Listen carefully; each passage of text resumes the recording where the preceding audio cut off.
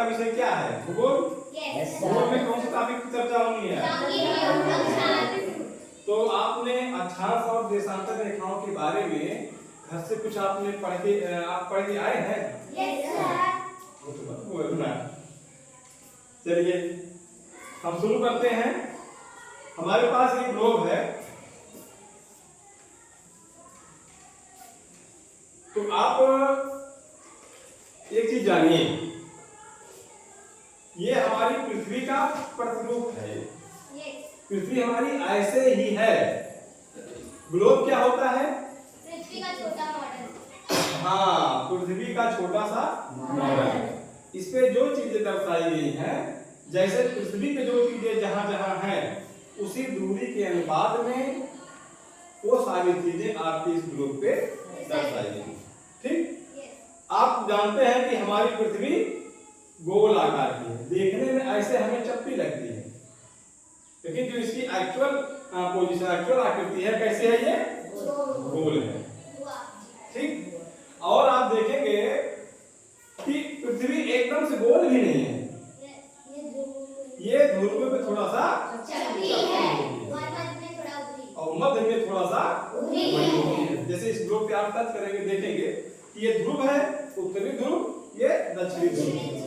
यहाँ पे थोड़ा सा चपटी होती है और बीच में थोड़ा सा बड़ी होती है। पृथ्वी का जो ये स्वरूप है, पृथ्वी का ये जो मॉडल है, ये जो आकार है, इसी को कहते हैं भू-आभ। क्या कहते हैं? भू-आभ। देखिए, भू-आभ कहते हैं। ठीक, इसी को अंग्रेजी में कहते हैं ज्वाइड। ठीक है। अब आपने बताया अक्षांश और देशांतर रेखाएं, लैटिट्यूड और लॉन्गिट्यूड। ठीक, तो आप सर्कल में जान लीजिए कि इस ग्लोब पे जो ये परी रेखाओं का जाल है, ऐसे जो रेखाएं हैं ऐसे पैरेलल में, इसे कहते हैं अक्षांश रेखा। और जो खड़ी रेखाएं खींची गई हैं, इसे कहते हैं देशांतर रेखा या लॉन्गिट्यूड। ठीक, तो आप जानिए इसको।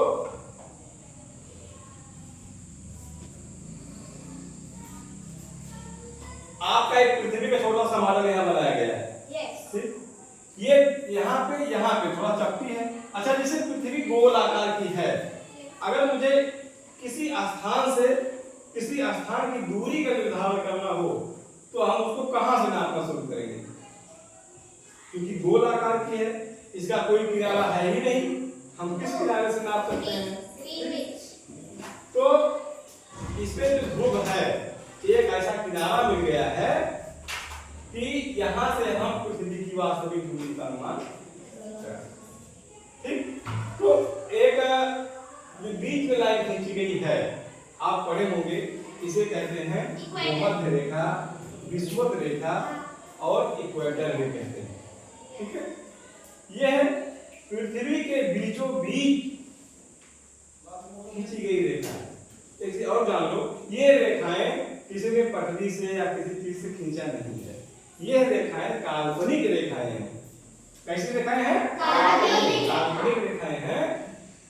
और ये जो विषुवत रेखा आपकी है, ये पृथ्वी को दो समान हिस्सों में, ठीक है, इस इक्वेटर के ऊपर का हिस्सा, देखिए पृथ्वी कैसा है? गोला है। गोले को अंग्रेजी में क्या कहते हैं? स्फीयर कहते हैं। ठीक है, ये पृथ्वी क्या है? स्फीयर है। और स्फीयर का ये जो यहां से आधा कर दिया गया, यानी कि ये आधा गोला ऊपर हो गया। हाँ, आधे को हेमी कहते हैं। जो ऊपर का भाग है, ये कहलाता है नॉर्थ या हिंदी कहते हैं उत्तरी गोलार्ध। ध्रुव इसे कहते हैं। यहाँ एक पॉइंट मिल जाता है ना।